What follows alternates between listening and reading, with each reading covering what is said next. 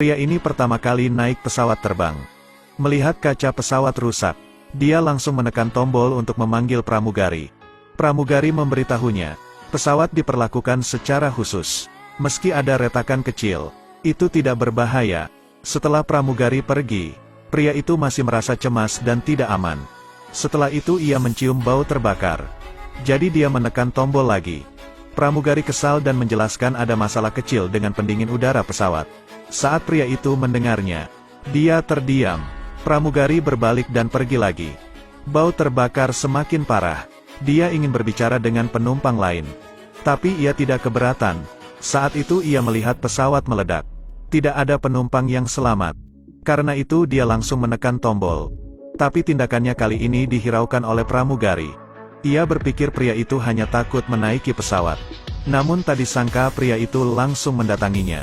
Tapi Lisa masih keras kepala. Dia tidak mendengarkan apa yang pria itu katakan. Mereka takkan percaya. Apa yang dia katakan akan menjadi kenyataan. Dia sendiri tahu, tidak bisa meminta kapten untuk mendaratkan pesawat. Jadi dia memanggil penumpang lain untuk mendiskusikan ini. Tapi penumpang di sekitarnya berpikir dia bermasalah. Dan mengira dia kehilangan akal sehatnya. Maman mencoba yang terbaik untuk menjelaskan. Pada akhirnya dia ditindak karena menimbulkan kepanikan. Saat istirahat Lisa mengalami mimpi yang aneh. Dia memimpikannya dirinya sendiri berciuman dengan pria tadi. Setelah bangun, Lisa merasa sangat jijik. Dia menyesuaikan suasana hatinya dan ingin melupakannya. Tapi ketika melewati Maman, dia memiliki perasaan yang aneh. Ia tidak tahu bahwa Maman juga memimpikannya hal yang sama. Tapi pertanda belum berakhir. Maman terkejut melihat granat yang terjatuh. Jadi dia berteriak. Teriakannya menarik perhatian semua penumpang. Dia menunjuk ke lokasi granat itu. Tapi manajer tidak melihat apa-apa. Maman tidak bisa menahan diri lagi. Dia segera berlarian. Karena khawatir Maman menimbulkan kekacauan lainnya. Lisa memukulnya di bagian belakang kepala. Untuk keselamatan semua penumpang, Maman meminta kapten memeriksa pesawat dengan hati-hati. Tak terduga baru saja selesai berbicara, sekelompok perampok muncul. Mereka segera mengendalikan kapten dengan cepat. Setelah terjadi kekacauan, bos perampok perlahan melangkah keluar. Dia mengatakan jika negosiasi gagal, dia akan meledakkan pesawat. Bos perampok juga mengagumi tebakan Maman. Tetapi fakta bahwa pesawat itu meledak atau tidak, itu tergantung keputusannya. Dugaannya masih menjadi misteri. Semua orang aman sampai negosiasi berakhir. Saat ini dia berjalan ke arah seorang perempuan. Ketika orang tuanya khawatir tentang keselamatan putrinya, bos membersihkan coklat di pipinya dengan sapu tangan.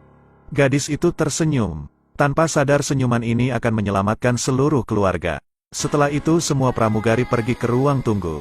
Dia dengan marah mengkritik Maman. Saya akan menikah. Tapi karena ulahmu, sekarang saya dirundung oleh teman dekatku sendiri.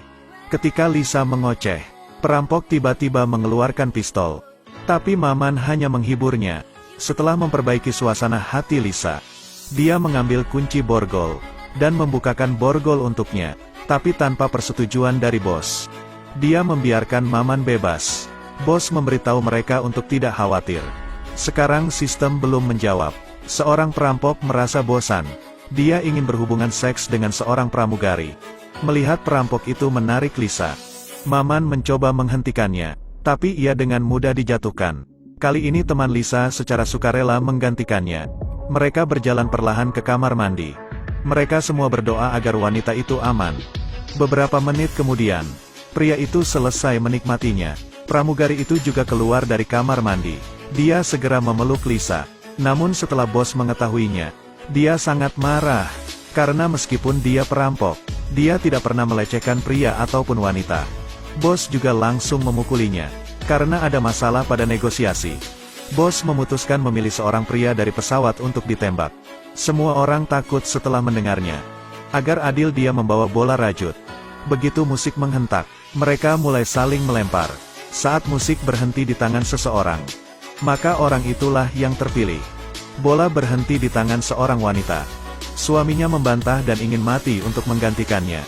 Putrinya tertekan ketika melihat ini. Tapi bos melihat bahwa mereka adalah orang tua dari gadis kecil. Jadi kali ini mereka tidak dihitung.